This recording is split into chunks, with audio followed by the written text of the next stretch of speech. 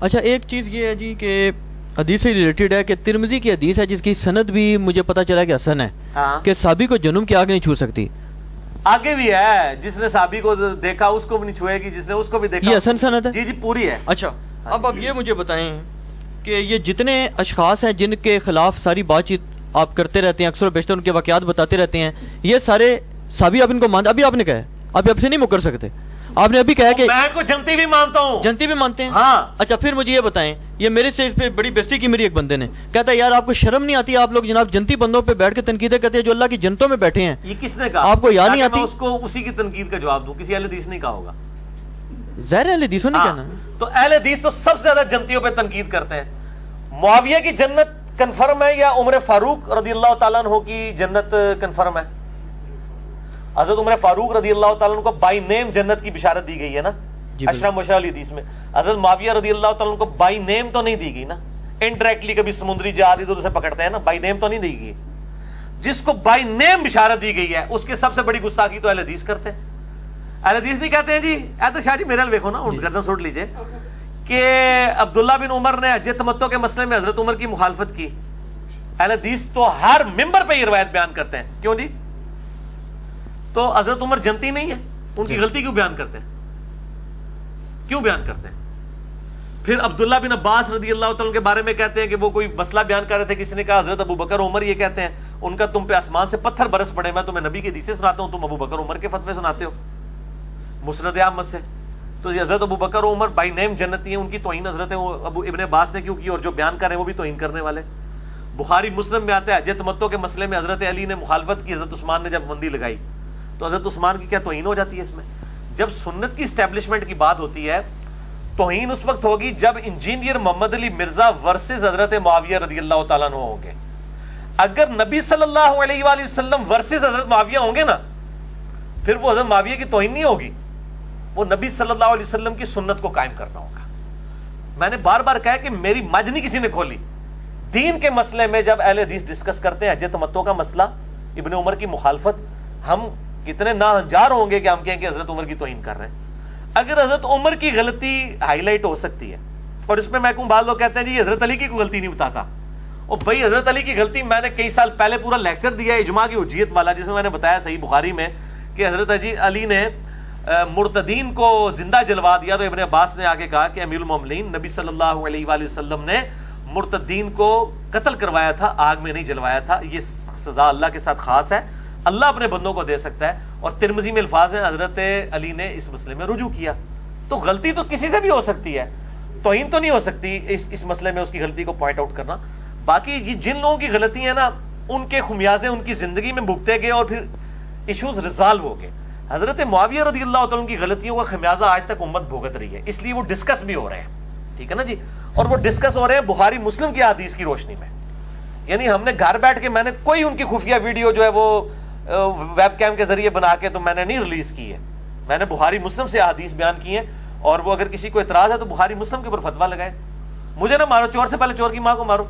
اچھا یہ جو باقی جو شخصیات ہیں جیسے مروان ہے یا یہ ولید بن عقبہ, عبداللہ بن سعد بن ابی سرا اور بسر بن ارطات وغیرہ, ان ساروں کے مروان بھی صحابی ہیں.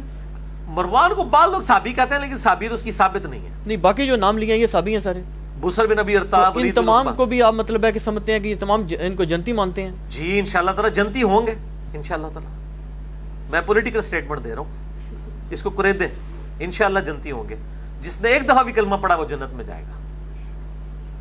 باقی اگر یہ حدیث لے کے جاتے ہیں ترمذی کی کہ جس نے مجھے دیکھا اس کو آگ نہیں چھوئے گی, جس نے اس کو دیکھا اس کو آگ نہیں چھوئے گی, جس نے اس کو دیکھا اس کو آگ نہیں چھوئے گی, تو میں پھر کہتا ہوں حضرت عثمان کے قاتلین کو بھی آگ نہیں چھوئے گی, کیونکہ انہوں نے کم از کم صحابہ کو تو دیکھا ہوا ہے.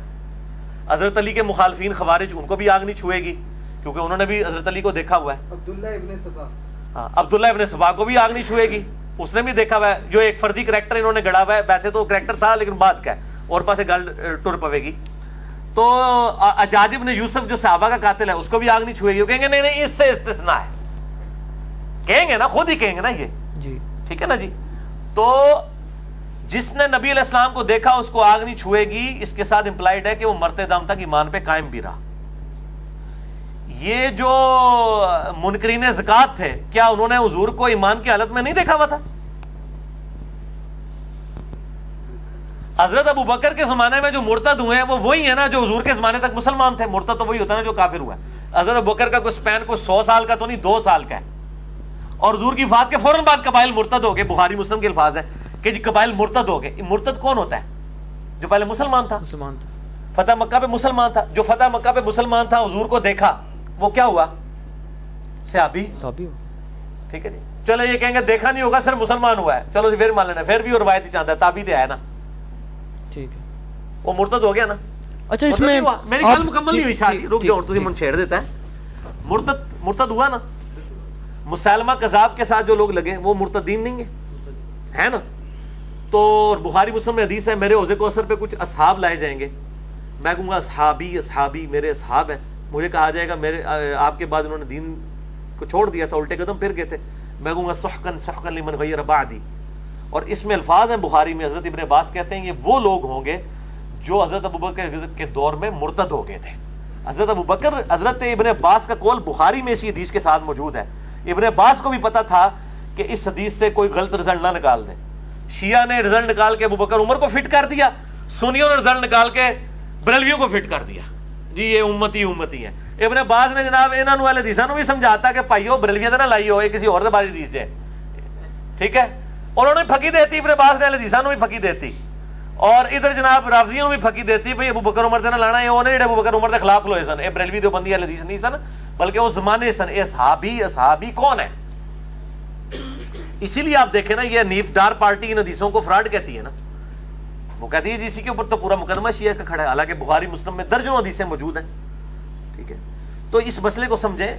ہم صحابی مرتے دم تک ایمان پہ جو قائم رہا اس کو صحابی مانتے ہیں, اور انشاءاللہ تعالیٰ اس کو دوزخ کی آگ نہیں چھوئے گی. اور انشاءاللہ تعالیٰ یہ اللہ تعالیٰ کے ساتھ خاص ہے, وہ اللہ تعالیٰ کا معاملہ ہے, اس کے بندے کا معاملہ ہے انشاءاللہ کے ساتھ. ہاں جی. دوسرا, ہم کسی کی جنت دوزخ کا فیصلہ میں نے آج تک کیا ہے. میں تو آج پھر ویڈیو میں کہتا ہوں کہ یزید کو بھی اللہ نے معاف کیا, جنت میں جائے گا. میری باجت نہیں کھولی انہیں. ہم تو دین کے اوپر جو ظلم ڈھایا گیا ہے, دین کو بدلا گیا ہے, صدقہ فطر کو بدل دیا گیا, نمازوں کے اوقات کو بدل دیا گیا بنو امیہ کے دور کے اندر. ٹھیک ہے جی. حضرت علی کے اوپر ممبروں پہ لعنتیں کی گئیں. بخاری مسلم میں آتا ہے انہوں نے عید کا خطبہ جو ہے وہ نماز سے پہلے شروع کروا دیا. جو دین کے اوپر انہوں نے ظلم ڈھائے ہیں, ہم تو ان کے اوپر رونا. چلیں وہ تو آگے آ جائے گا. ہاں, وہ ہم نے تو کسی تو ذاتی دشمنی تو کسی سے بھی نہیں ہے. اس میں یہ تھا نا کہ یہ جو, بلکہ میرے ذہن میں اب اس کا نام نہیں آ رہا, وہ جو آپ نے بات کی نا کہ اس طرح, تو وہ بھی اس میں کیٹیگری میں فال کاٹ جاتے ہیں کہ اگر اس نے اس کو دیکھا تو جنم حرام ہے, اس کو دیکھا تو جنم حرام ہے. وہ جو پچھلے دنوں ایک وہ شیعوں کی کتاب کا آپ نے حوالہ بھی دیا تھا, وہ جس کی بنیاد پہ کہتے ہیں سارا وہ جھگڑا اور فساد کی وہ پوری کہانی بنائی گئی ہے. وہ بھی میرے خیال ہے تابعی ہے شاید, جی حضرت علی کا میرے خیال سے تابعی ہے. تابعی ہے وہ, تو وہ بھی پھر اس میں کیٹیگری میں فال کر گیا. ہاں نہیں, سارے کذاب راوی جنہوں نے حدیثیں گھڑی ہیں وہ تابعین ہیں. سرکار حدیثیں کس ٹائم گھڑی گئی ہیں؟ صحیح مسلم کا مقدمہ پڑھیں. امام مسلم کہتے ہیں حضرت عبداللہ ابن عباس سے, ان کو کسی نے آگے کہا کہ میں آپ کو ایک حدیث سناتا ہوں. ان کا ٹھیک ہے سناؤ. پھر وہ جب چلا گیا تو حضرت عبداللہ ابن عباس نے کہا ایک وہ زمانہ تھا جب ہمیں کوئی حدیث سناتا تھا ہم بڑے متوجہ ہو کے سنتے تھے, اب ہمیں کوئی حدیث سنتا ہے تو ہم ذرا کیجول لے کے سنتے ہیں, اور ہم تصدیق اسی وقت کرتے ہیں جب ہم نے خود بھی وہ سن رکھی ہو, کیونکہ اب لوگ حدیثیں گھڑنا شروع ہو گئے. اور سیدنا ابن عباس کا ہی قول صحیح مسلم کے مقدمے میں ہے. ان کے سامنے حضرت علی کے کچھ فتاوا لائے گئے. انہوں نے کہا اللہ کی قسم یہ ابن ابی طالب کے فتاوا نہیں ہے, اگر یہ فتوے علی ابن ابی طالب نے دیے ہوتے تو وہ گمراہ ہو گیا ہوتا. اللہ کی قسم انہوں نے ایک بڑا قیمتی علم ضائع کر دیا. حضرت علی کے فتوے ان کی زندگی کے فوراً بعد تبدیل کر دیے گئے, اور ابن عباس ان کا گھر کا گواہ کہہ رہا ہے کہ فتوے بدل دیے. اس کا کیا حوالہ دیا آپ نے؟ صحیح مسلم کا مقدمہ. اچھا جی, میں نے پورا لیکچر مسئلہ 36 دیا ہے, صحیح مسلم کے مقدمے میں موجود ہے. امام مسلم کہتے ہیں 100 ایسے تابعین تھے جن کے نیک ہونے پہ اتفاق تھا, اور اس پہ بھی اتفاق تھا کہ ان سے حدیث نہیں لی جائے گی. ٹھیک ہے, حدیث کے معاملے میں زیرو ہیں. ٹھیک ہے. اچھا یہ بتائیں علی تو بھائی, تابعین سے بڑے تو قذاب ہی کوئی نہیں ہے. ٹھیک ہو, ساری جھوٹی حدیثیں تابعین نے گھڑی ہیں. خوارج سارے تابعین ہیں. خوارج کون ہے؟ ایمان کی حالت میں انہوں نے دیکھا نا, ان کی تکفیر تو ہم خوارج کی نہیں کرتے نا, اہل بدعت میں ان کو کہتے ہیں. ٹھیک ہے. تو یہ سارے تو قذاب, تابعین میں تو سارے بڑے قذاب پیدا ہوئے ہیں. تابعین کے اوپر تو جرح کی گئی ہے. ٹھیک. اچھا علی بھائی یہ بتائیں کہ ایک راوی کو پرکھنے کا, جیسے زبیر علی صاحب سے آپ نے سوال کیا تھا, آپ نے کہا تھا جی باقی سب باتیں چھوڑ دیں, آپ یزید کے بارے میں ائمہ محدثین جو ہیں ائمہ اسماء اور رجال جو ہیں ان کے اقوال بتا دیں کہ وہی راوی ہے. اچھا اگر بخاری اور مسلم جو ہیں ان کے اوپر ائمہ محدثین نے ان کے عقائد تک بھی جرح کی ہوئی ہوں تو پھر آپ اس پہ کیا فیصلہ کریں گے, کس کو مانیں گے؟ اگر راوی ثقہ ہے اور صدوق ہے, نہیں راوی کی بات ہی نہیں کر رہا میں تو امام بخاری اور امام مسلم کی بات کر رہا ہوں. اگر ان کے کریکٹر کے ان کے عقیدے کے اوپر جو ہے یہ اہل سنت کے ائمہ محدثین نے اعتراضات کیے پھر کیا ہوگا؟ عقیدے پہ اعتراضات اس اعتبار سے ہے کہ ان کے عقائد کے ساتھ کسی کو اختلاف ہے تو یہ کوئی حدیث لینے کی شرط نہیں ہے. حدیث تو جس کا عقیدہ خراب بھی ہے اس سے لی جا سکتی ہے, وہ بندہ سچا اور صدوق ہونا چاہیے, بندہ سچا ہونا چاہیے. کیونکہ اگر کردار پہ اگر آپ آگے سرکار اگر آپ کردار پہ آگے تو پھر حضرت مغیرہ حضرت بصر حضرت معاویہ حضرت عمر بن عاص رضی اللہ عنہ مجمعین کی حدیثیں پھر نہیں لی جائیں گی. اگر آپ کردار پہ بات کریں گے, کردار پہ یہ دیکھا جائے گا کہ اس نے نبی علیہ السلام پہ کوئی جھوٹ تو نہیں باندھا, بس یہ ہے. باقی اس کے عقیدے کیا تھے؟ صحیح بخاری کے کتنے راوی شیعہ ہیں, شیخ زبیر صاحب کو مضمون لکھنا پڑا ہے. کئی ایسے ہیں جو شیعہ مسجد کے امام ہیں, صحیح بخاری کے راوی, لیکن صدوق تھے, سچے تھے. آپ مجھے بتائیں اس کو, اب میں آج کے دور سے بتاتا ہوں کتنے گورے ہیں جو جھوٹ نہیں بولتے. آپ کے کئی کرکٹ کے پلیئر ہیں, کرکٹ کے پلیئر کہ اگر ان کی سنک ہوگی نا پیچھے وکٹ کیپر نے پکڑ لیا ہے اور امپائر نے آؤٹ نہیں دیا, یہ میں اس وقت کی بات کروں جب تھرڈ امپائر نہیں تھا, وہ خود بخود دستانے اتار کے تو بغل میں دبا کے چل پڑتے تھے. اس کو کہا جاتا تھا سپورٹس مین سپرٹ. سپورٹس مین سپرٹ جو ہے وہ کسی کافر میں بھی ہو سکتی ہے, ٹھیک ہے. اگر کوئی بد عقیدہ شخص ہے, اس نے اب اس عقیدے کو ایسے سمجھا ہے نا, مخلص تو ہے سمجھنے کے لیے, وہ اللہ تعالیٰ جانے اس کا معاملہ چاہے, تو اس طرح ہو سکتا. امام بخاری کو تو خود امام زولی نے ان کے استاد نے اپنی مجلس سے نکال دیا تھا, اور اسی امام زولی سے امام بخاری نے حدیثیں لی ہوئی ہیں. اب دونوں ایک دوسرے کو اگر غلط سمجھتے تھے, اس کے باوجود انہوں نے حدیث میں ان کو ثقہ مانتے تھے. امام مسلم نے اس لیے امام بخاری سے کوئی حدیث نہیں لی ہے, انہوں نے کہا میں زولی سے بھی نہیں لوں گا, بخاری سے بھی نہیں, دونوں میرے استاد ہیں. اس کے باوجود آدھی حدیثیں متفق لے ہیں, ٹھیک ہے. تو یہ اتنا کوئی بڑا مسئلہ نہیں ہے, اس کو زیادہ اچھالنے والا اس کو ایشو نہیں ہے. اگر مطلب وہ سچا راوی ہے, اس کس سے جھوٹ ثابت نہیں ہے تو روایت لی جا سکتی ہے. اور یہ متفقہ مسئلہ ہے, میرا کوئی ذاتی نہیں بنایا ہوا, متفق ہے. ہاں جی. اچھا, اسی کانٹیکس میں یہ کویسچن کروں گا میں کہ جو ہماری اہل سنت کی جو کتابیں ہیں مین سٹریم, تقریباً ان کو تو آلموسٹ سب لوگ ہی مانتے ہیں جو تحقیق کرتے ہیں ان پہ. تو جو اہل تشیع کی کتابیں ہیں جو اصول اربع ہیں, تو کیا ہمیں بھی ان پہ تحقیق نہیں کرنی چاہیے؟ بہت کرنی چاہیے جی, کرنی چاہیے, کیوں نہیں کرنی چاہیے. جی. ان کو بھی چاہیے کہ وہ بھی تحقیق کریں ہماری کتابوں کے اوپر, اور مجمع البحرین کو فالو کیا جائے.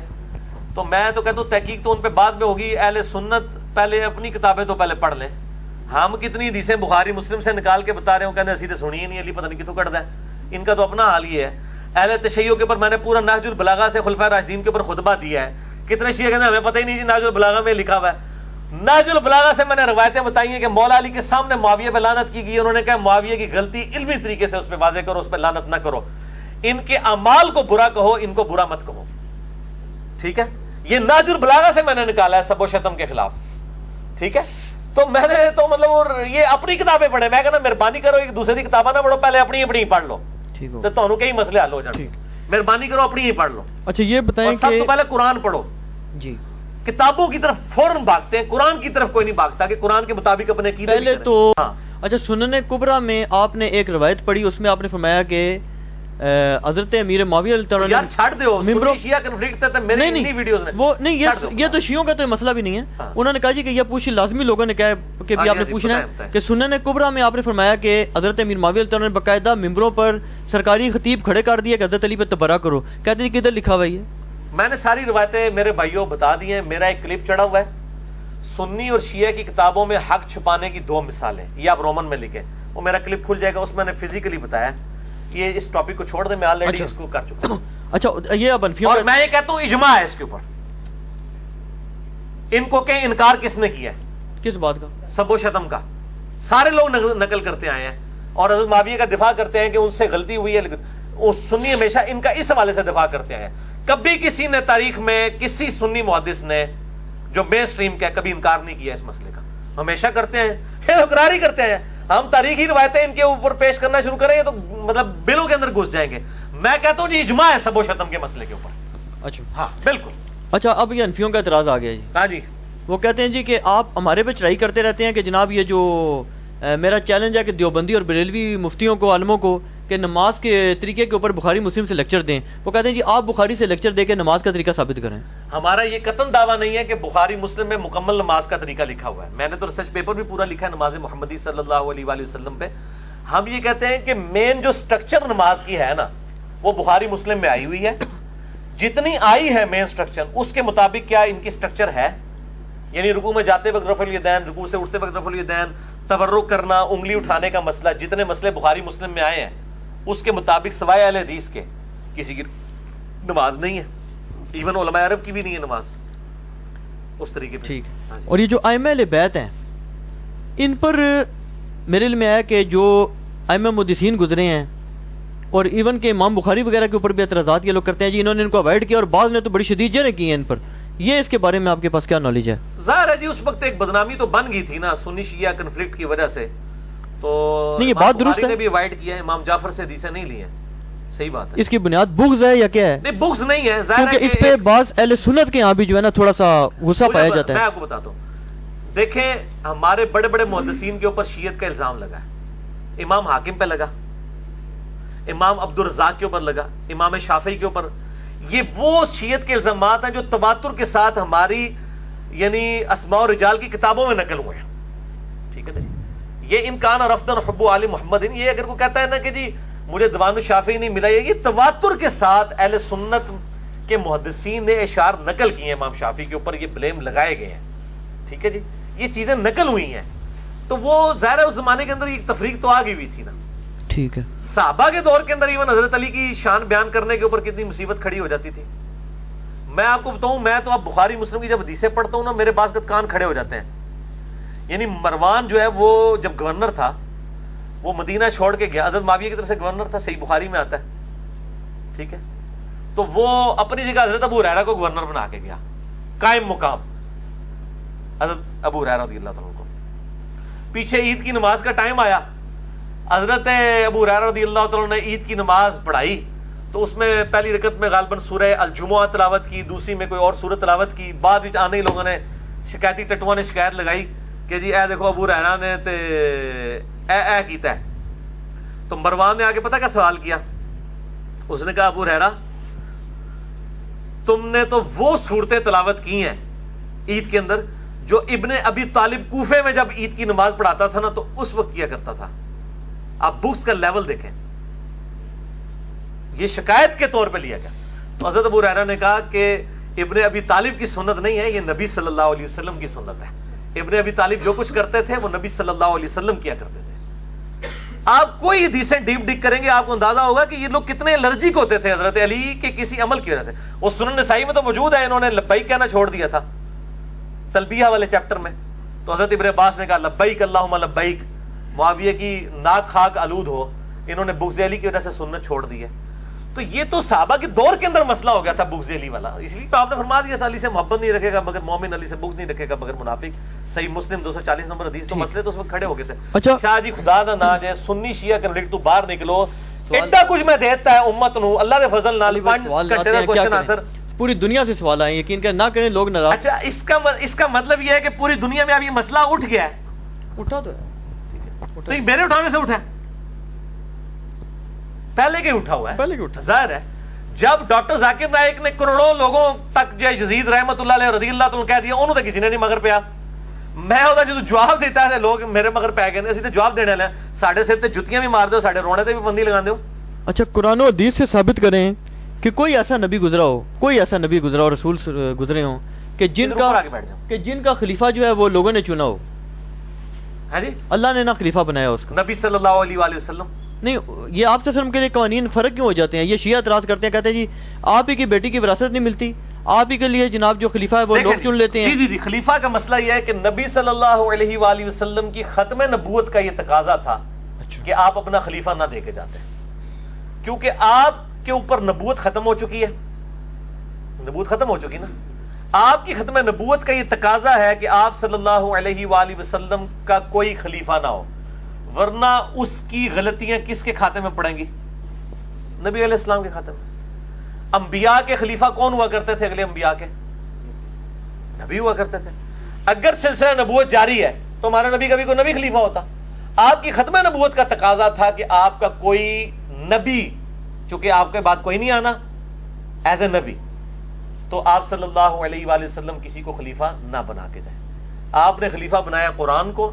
باقی گورنمنٹ لیول کے اوپر جو آپ صلی اللہ علیہ وسلم کا خلیفہ تو رسول ہے، وہ خلیفہ ہم سکسیسر اس پوائنٹ آف ویو سے نہیں لیتے کہ آپ نے ان کو نامزد کیا.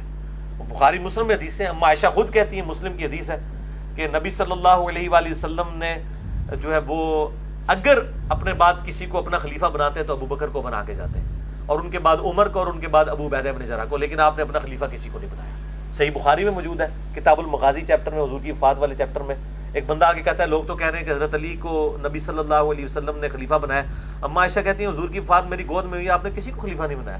میرا حدیث کرتاس والا 55B مسئلہ دیکھ لیں. اہل سنت کا کہیں دعویٰ نہیں ہے کہ حضرت ابو بکر صدیق رضی اللہ تعالیٰ عنہ جو ہے وہ نائب رسول اس اعتبار سے کہ آپ نے خود ان کو خلیفۃ رسول بنایا. مسئلے پہ کھڑا ہونا تو ایک مطلب ثانوی چیز ہے نا، وہ تو حضرت علی نے بھی نمازیں پڑھائی ہوئی ہیں. اچھا علی کوئی بھائی ایسا مسئلہ نہیں ہے. ایک سوال یہ اجماع صحابہ سے ہے، ٹھیک، اجماع صحابہ سے. اور اجماع صحابہ میں بھی حضرت سعد ابن عبادہ شامل نہیں ہے. انہوں نے نہ ابو بکر کی بیعت کی ہے نہ عمر کی. بخاری مسلم میں آتا ہے. حضرت علی نے بھی 6 مہینے کی بعد میں کر لی. حضرت علی کی بیعت کے بعد اجماع صحابہ ہو گیا. ٹھیک ہے. ایک دو کیا تو موقف شاذ بھی ہو سکتا ہے نا. اچھا یہ جو نسب ہے اس کے بارے میں کیا شریعت میں کوئی باقاعدہ اس کی کوئی فضیلت ہے یا نہیں؟ اور یہ جو نکاح میں جو کف کا مسئلہ بنتا ہے، لیکن نسب کی اسلام میں فضیلت اس اعتبار سے ہے کہ اگر کسی کے کرتوت صحیح ہیں تو پھر ظاہر فاطمہ ہی جنتی عورتوں کی سردار ہوگی، ہند تو نہیں ہوگی. پھر یزید جنتی نوجوانوں کا سردار نہیں ہوگا، وہ حسن و حسین ہی ہوں گے. اگر اعمال بھی ہے پھر نسب کو تو اللہ نے قرآن میں کہا ہے ہم نے آدم کو جو وہ حضرت ابراہیم علیہ السلام کی اولاد کو چن لیا. بنی اسرائیل کیا ہے وَأَنِّي فَضَّلْتُكُمْ عَلَى الْعَالَمِينَ، اب بنو اسماعیل کو اللہ تعالیٰ نے چن لیا. لیکن محض نسب کے اوپر نہیں، اعمال بھی ہو. اگر آج کسی کے اعمال صحیح نہیں ہے تو وہ نسب کے اوپر تو نہیں فخر کر سکتا. تو اس کی بنیاد کے اوپر مطلب یہ جو ہے وہ. اور نکاح میں جو شرائط کف کی جو مسئلہ بن جاتا ہے، شرائط جو ہے وہ صرف ترغیباً ہے. صحیح بخاری میں حدیث ہے کہ اپنے کف میں شادی کرو. کف سے مراد ہم پلہ ہے. ہم پلہ میں بھی جو ہے وہ شیعہ نے خام خواہ ایک مصیبت کھڑی کر دی ہوئی ہے کہ جی وہ سید کا سید سے نکاح ہوگا. صرف یہ مسئلہ شیعہ نے نہیں کھڑی کی، یہ شاید آپ کو علم نہیں ہے اس کا. اہل سنت میں زیادہ مسئلہ ہی ہے. اہل سنت میں بھی زیادہ مسئلہ نہیں ہے. پیر میل شاہ صاحب نے زیادہ فتنہ کھڑا کیا اور ان کی اولاد میں ہی پیر نصیر الدین صاحب نے ان کی مخالفت کر دی ہے. پیر نصیر الدین صاحب پیر میل شاہ صاحب سے مخالفت کرتے تھے اس مسئلے میں. اچھا، اسی وجہ سے ان کے والد صاحب نے ان کو گھر سے نکال بھی دیا تھا اس اعتبار سے کہ تو نے اس مسئلے پہ بات نہیں کرنی. لالا جی وفات تک پیر نصیر الدین صاحب سے ناراض رہے اسی مسئلے کے اوپر کہ تو نے جناب ساڑھے دادا جی نال مخالفت کر دیتی ہے. یہ کف کا مسئلہ انہوں نے اٹھایا ہوا ہے. کف میں کیا صرف سید اور غیر سید ہی آتا ہے؟ کف کہتے ہیں ہم پلہ کو. اس میں امیر اور غریب کا چکر بھی آتا ہے. ایک سید PhD لڑکی ہے، ایک سید ان پڑھ لڑکے کے ساتھ بیاہ دی جائے گی، وہاں کف نہیں دیکھا جائے گا. کف میں صرف سید اور غیر سید ہونا تو نہیں دیکھا جائے گا، تعلیم بھی، سٹیٹس بھی، یہ ساری چیزیں دیکھی جائیں گی. جی کف تو ایسے مطلب ایک ایئر کنڈیشن کمرے میں پلنے والی بچی کو آپ جھونپڑی میں تو نہیں بیائیں گے. جواز کی حد تک تو ٹھیک ہوگا لیکن اس کی ترغیب تو نہیں دلائی جائے گی کہ آپ اس کو لوور سٹیٹس کے اوپر لے آئیں. تو کف سے مراد یہ تھا ترغیب کے لیے تھا، یہ حلال و حرام نہیں تھا. ورنہ نبی صلی اللہ علیہ وآلہ وسلم خود بنو ہاشم سے تھے. آپ نے اپنی 2 بیٹیاں یک کے بعد دیگرے دی ہیں حضرت عثمان کو. اور سب سے بڑا رافضی جو ہے وہ یاسر الحبیب، وہ بھی مانتا ہے کہ نبی علیہ السلام کی 4 بیٹیاں تھیں اپنی. حالانکہ اتنے غالی رافضی نہیں مانتے، یاسر الحبیب مانتا ہے اور یہ بھی مانتا ہے کہ حضرت عثمان کی عقد میں تھی. بس ہمیں زیادہ گواہی دینے کی ضرورت نہیں ہے. ٹھیک. ہاں جی.